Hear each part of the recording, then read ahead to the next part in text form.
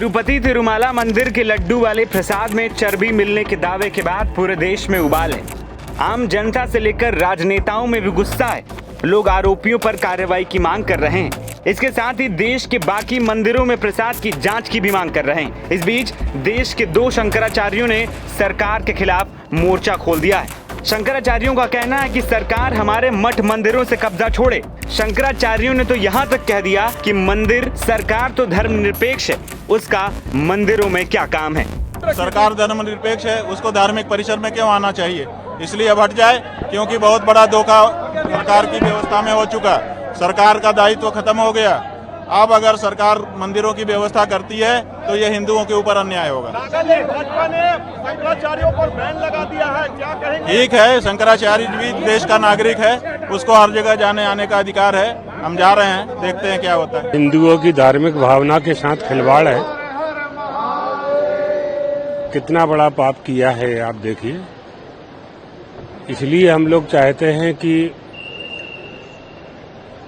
मठ मंदिरों की व्यवस्था में सरकार का हस्तक्षेप नहीं होना चाहिए। सरकार शासन वहाँ का संचालन करता है। मंदिर की सारी व्यवस्था शासन के अधीन है। ये जिम्मेदारी किसकी है? किस श्रद्धा भक्ति विश्वास के साथ आप लोग वहाँ जाते हैं? हिंदुओं में बहुत से लोग ऐसे हैं जो लहसुन प्याज का भी उपयोग नहीं करते, और आपने उनको प्रसाद के नाम पर पशुओं की चर्बी भोजन के प्रसाद के रूप में दे दी। कितना बड़ा ये षड्यंत्र है। जिस मंदिर में करोड़ों रुपए की आय है, करोड़ों रुपया प्रतिमाह वहां आता है, शुद्ध घी नहीं खरीदा जा सकता क्या? जहां मालूम करना चाहिए। तो ये संचालकों का दोष है। इसलिए हम लोग ये चाहते हैं कि जितने भी धार्मिक स्थल हैं सारे के सारे शासन से मुक्त होना चाहिए, और हिंदुओं के धार्मिक स्थल ही शासन के पास हैं, और कोई धार्मिक स्थल तो शासन के पास है नहीं। सनातन धर्मावलंबियों के, हिंदू धर्मावलंबियों के जितने भी तीर्थ हैं, हमारे जो तीर्थ हैं वहाँ धर्म और ब्रह्म की सत्ता विद्यमान होती है। हम सदाचार से युक्त होकर के वहाँ दर्शन करने जाते हैं, और जब वहाँ चर्बी का प्रसाद हमें मिलेगा तो हमारी श्रद्धा कहाँ जाएगी? तो एक बहुत सोची समझी ये बहुत बड़ा षड्यंत्र है।